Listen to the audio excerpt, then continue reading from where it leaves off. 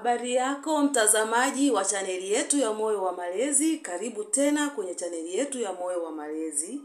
Kwanza kabisa naanza kutoa pole kwa wenzetu wa Tanzania ambao ndugu zao wamepoteza maisha kwenye siku ya maandamano, kwenye siku ya uchaguzi. Mungu mwema aendelee kuwatunza, Mungu mwema aendelee kuwafariji, na Mungu mwema awasahaulishe maumivu yale ambayo yameingia katika mioyo yenu. Najua Mungu ni mwaminifu, ataenda kuganga mioyo yenu. Leo ninaenda kuzungumzia jambo moja la msingi sana ambalo watu wengi wanakuwa wanalipuuza katika biashara, ambalo ni ufungaji au ufungashaji wa bidhaa. Katika kufungasha biashara yako inaweza ikaamua kwamba iwe biashara iendelee vizuri au ikwame kulingana na jinsi unavyofungasha biashara yako. Vifungashio vizuri vinaweza kuamua hatima ya biashara yako, kuifanya biashara yako ikue au kuifanya biashara yako ishuke chini. Vifungashio vizuri kwenye biashara yako ni sawa na uso.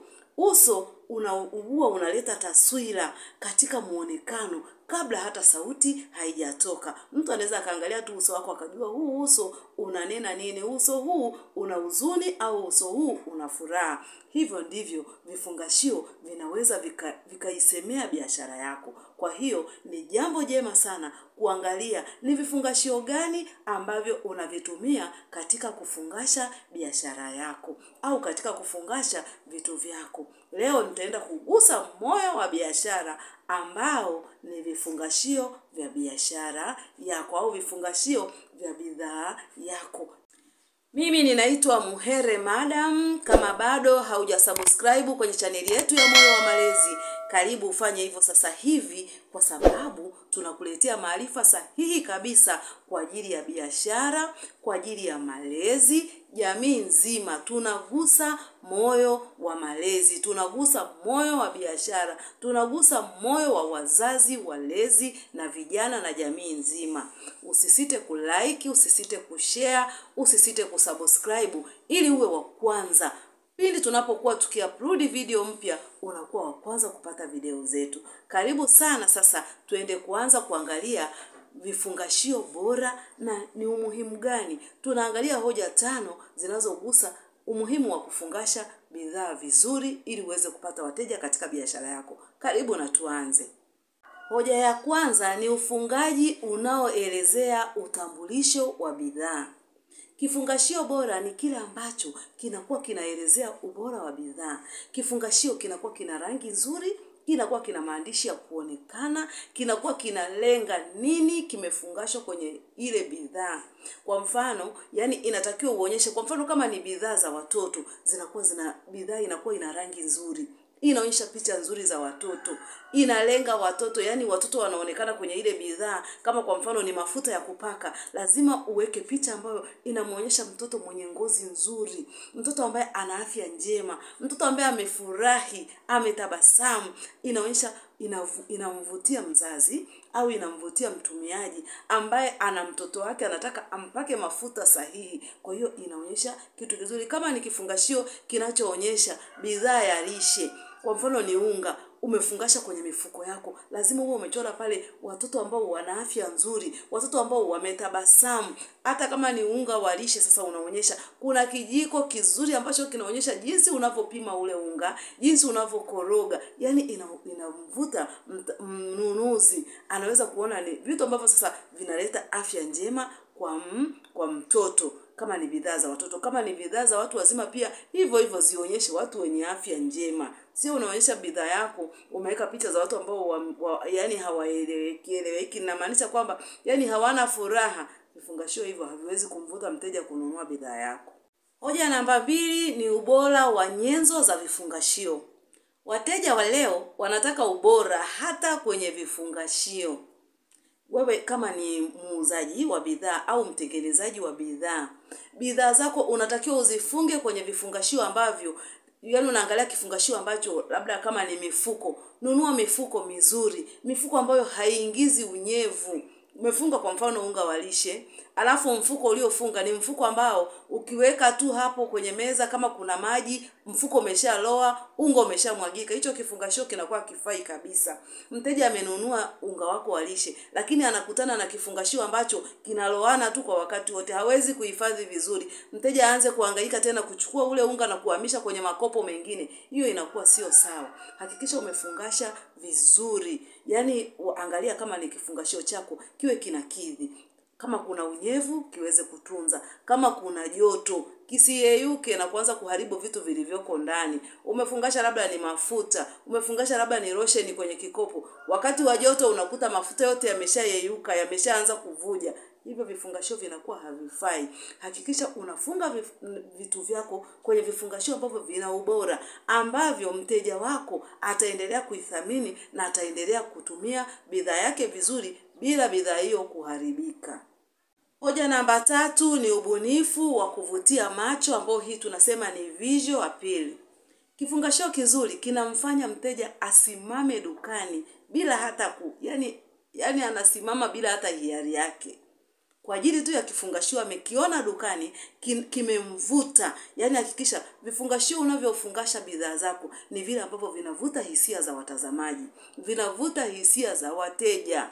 Hakikisha kwanza, yani mpangilio wa maandishi, fonti zikae vizuri, maandishi yaweze kusomeka vizuri. Mteja anapochukua kitu amenunua pale dukani ambacho umefungasha kwenye kifungashio chako, akishika hivi aweze kusoma vizuri maandishi yamuelekeza ni nini kiko ndani ya ile bidhaa. Wakati ule kifungashio chenyewe kikiwa ni kizuri, picha zimepangiliwa vizuri, maandishi mazuri, anaweza mteja akanunua kitu hata bila kupanga. Unakuta anachukua kile kitu.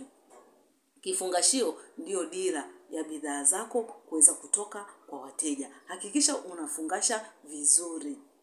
Hoja namba 4 ni urahisi wa kutumia na kufungua. Wateja wapendi vifungashio ambavyo wanahangaika kufungua. Yaani akitaka kutumia kitu ambacho kiko ndani ya kile kifungashio anaanza kuhangaika kufungua. Yaani kifuniko kimewekwa, yani ni ambacho kimezibwa, yani mteja hawezi kufungua, anang'ang'ana mpaka aite watu wa kumsaidia. Hivyo vifungashio wateja wengi unakuta hawapendi bidhaa za aina hiyo. Mteja anapenda kifungashio ambacho ni rahisi kwake kutumia, ni rahisi kwake kufungua. Yaani hata anapokuwa anahifadhi ni rahisi, kama anatumia kile kitu anafungua tu mara moja, kama ni juice anafungua mfuniko wake, anatumia na baadaye anafunga, anatunza sehemu nzuri. Kwa hiyo hakikisha kabisa vifungashio vyako vinaweza kutumika vizuri na viwe ni rahisi kufungua, ili uweze kumrahisishia mteja ambaye amenunua bidhaa kuitumia kwa amani na kwa raha. Sio anafungua anaanza kuteseka, wakati wa kufunga inakuwa shida, wakati wa kufungua pia inakuwa shida, kutumia inakuwa hapana. Hivyo vifungashio vitafanya bidhaa yako isipendwe na vitafanya bidhaa yako wateja waweze kusema ile bidhaa bwana, ukitaka kufungua tu inamwagika. Unakuta kopo tu wakati mwingine limepasuka. Hakikisha unaweka vitu vyako kwenye vifungashio ambavyo ni rahisi kufungua na ni rahisi kutumia. Hoja namba 5 ni uendelevu na heshima kwa mazingira. Katika dunia ya leo, wateja wanathamini au binadamu wanathamini sana mazingira. Wanathamini sana utunzaji wa mazingira. Unapofungasha, hakikisha bidhaa zako ni rafiki wa mazingira. Ni bidhaa ambazo pia mteja anaweza akarejeleza. Unajua wakati mwingine unapotengeneza au unapofungasha bidhaa zako, tumia bidhaa ambazo tumia yani vifungashio na maanisha ambavyo mtumiaji ana uwezo wa kukitumia kile kifungashio hata katika jambo jingine. Usiweke vifungashio tu ambavyo mtu anatumia kile kifungashio anakitupa, kinakuwa hakina thamani, kinakuwa kinazagaa, kinachafua mazingira. Kwa mfano ni chupa unazotumia kufungasha bidhaa zako, hakikisha umeweka chupa ambayo mtumiaji wakati mwingine anaweza kaitumia hata kuweka kitu kingine. Hapo unakuwa umemsaidia mtumiaji wa bidhaa kutunza mazingira. Kwa mfano ametumia kopo ni nzuri, anaweza akalitumia hata kutunza sukari. Anaweza akatumia lile kopo hata kutunza chumvi. Anaweza akatumia lile kopo hata kutunza hereni. Yaani hakikisha unampa mteja faida. Hiyo itamfanya mteja apende bidhaa zako na aweze kununua, kwa sababu amenunua bidhaa yako, lakini ile bidhaa yako kile kifungashio kimemletea faida yeye pia.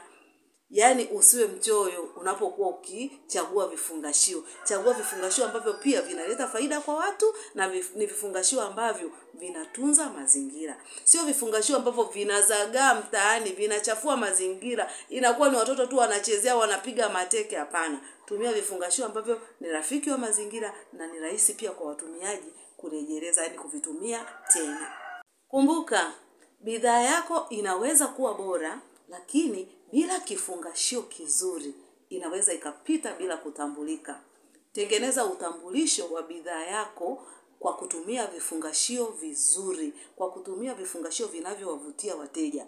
Tumia vifungashio ambavyo vina sauti, ambavyo vinaita. Bidhaa inakuwa inasema nipo hapa, mimi hapa, njoo unichukue, njoo uninunue. Tumia vifungashio vizuri ambavyo vinavuta hisia za wateja, vinavuta hisia za watu. Yaani kifungashio kinamuita mteja, anapita barabarani, anakuja anaangalia dukani. Wewe huwezi kusema hata karibu mteja, yeye mwenyewe akishakiona tu kifungashio anakatiza, anaingia dukani na kuweza kununua ile bidhaa. Wajali wateja, fungasha vizuri, bidhaa yako itasikika. Yaani itakuwa na sauti, itaita watu na itakwenda mbali zaidi. Bila shaka umejifunza kitu kipya siku ya leo, hivyo usiache kushare, usiache kulike na usiache kusubscribe kwenye chaneli yetu ya Moyo wa Malezi ili uwe wa kwanza kupata dondoo za video zetu pindi tunapokuwa tumeupload video mpya. Wewe ni mtu wa thamani, tunatambua uwepo wako na tunakuthamini sana. Asante kwa kuwa mmoja wa familia ya Moyo wa Malezi. Mungu mwema aendelee kukubariki na kukutunza. Karibu tena, tukutane kwenye video nyingine ambayo inafuata. Asante.